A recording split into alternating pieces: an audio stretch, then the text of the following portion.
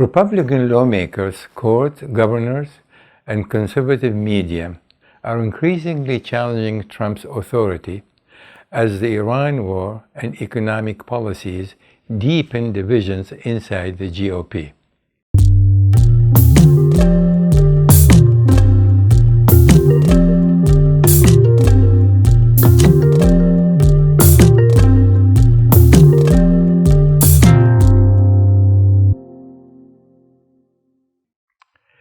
The widening fissures inside the Republican Party over Trump's broader unilateralism and chaotic foreign policy, and now the war of choice against Iran, are sharpening an older divide between nationalist populists, institutionalist conservatives, business-friendly moderates, and traditional security hawks.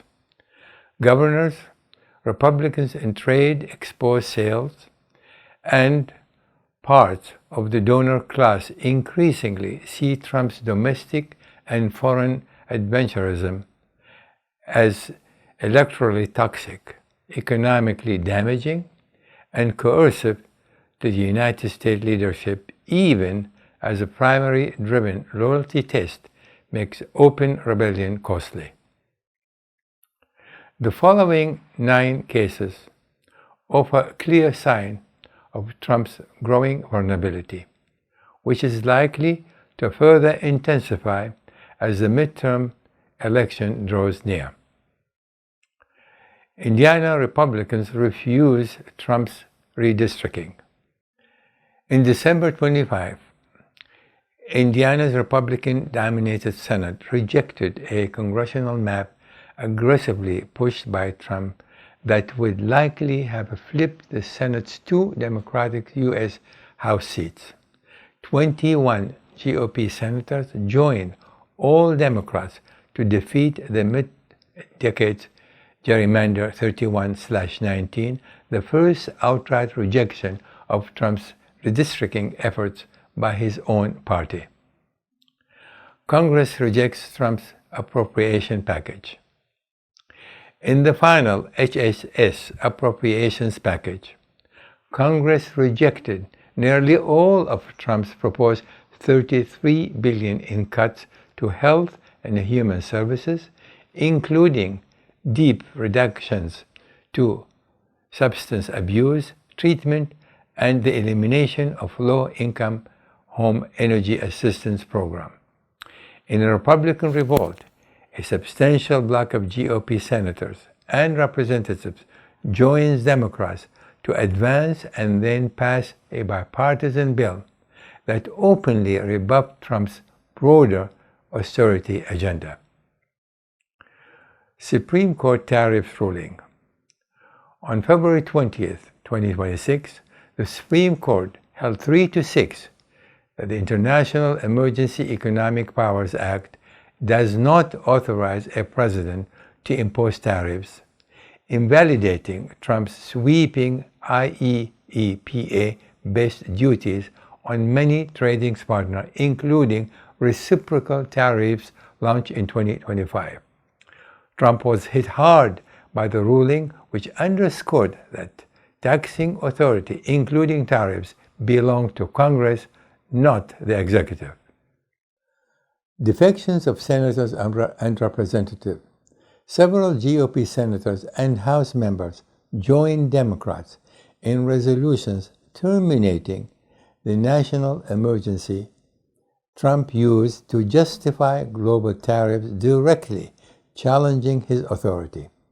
4 Republican senators, Mitch McConnell, Rand Paul, Susan Collins, and Lisa Murkowski, voted to end that emergency, and 6 House Republicans joined a Democrat-led resolution terminating Trump's tariffs on Canada. These moves, one of the first direct Republican rebukes of his presidency, signaled a rare public intra-party break. Though facing a likely veto, these votes publicly exposed fractures in his own caucus over the trade war's economic and political costs. governors engaging Canada directly. 14 U.S. governors, including 3 Republicans, especially from border and manufacturing states, have increasingly engaged Canadian leaders independently to reserve cross-border supply chains. Michigan's Gretchen Whitmer, among others, has publicly courted Canadian partners and pressed Trump to change course, arguing his Canada tariffs damage auto manufacturing and state economics, effectively siding with Canada against Washington's policy. D.C. Circuit Court rejects Trump executive order. In a closely watched case, the D.C. Circuit Court rejected the Justice Department's request to delay hearings on appeals over Trump's executive orders punishing 4 major law firms, instead fast-tracking arguments alongside a related security clearance dispute.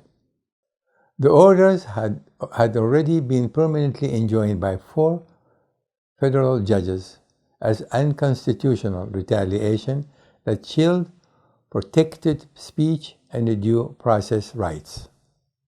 Republican NEs over war powers. Even as most Senate Republicans voted down a resolution to limit Trump's war powers on Iran, a number of GOP lawmakers privately voiced misgiving and publicly dodged calling the escalating campaign a war, highlighting their discomfort with its scale and open-ended nature.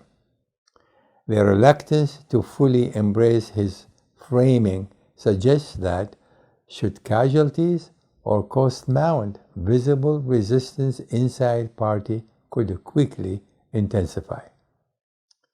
Conservative voices question the Iran war.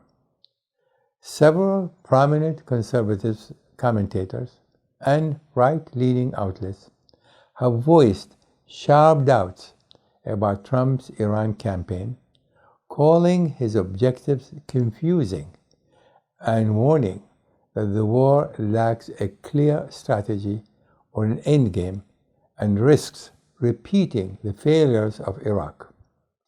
This open skepticism from usually sympathetic media underscores how the Iran conflict is straining the broader right-of-center coalition that once reflexively backed his foreign policy. Condemnation of Trump's military changes.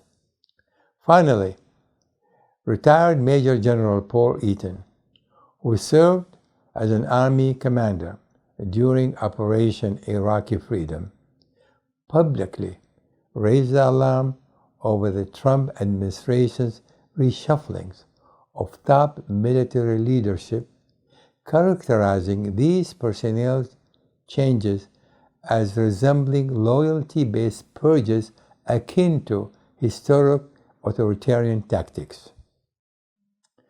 In an interview with The Guardian on January 5, 2026, Eaton warned of a, quote, Stalin problems, end of quote, at the Pentagon, likening it to Stalin's purges of the best and the brightest of the military leadership, and explicitly likened Trump-era moves to Stalin's officer purges, arguing they were politicizing the armed forces. Major General Eaton warned that appointing commanders for political loyalty compromises the military's independence and effectiveness. Such politicization, he argued, risks strategic decisions being made not on merit but to serve presidential political interests. Now that this is in the open, it seriously damages Trump's in the eyes of the high brass in the military, representing another setback for him, especially now that the Iran war seems to have lacked thorough assessment and scrutiny by the top brass. Time is catching up to Trump. Trump's aura of invisibility is eroding on two fronts for all to see. At home, a growing bloc of Republicans, governors, and business allies now treat his domestic policies as a political and economic liability. Internationally, allies already skeptical of Washington's reliability interpret visible Republican dissent and judicial curbs as signals that U.S. commitments are contingent and reversible.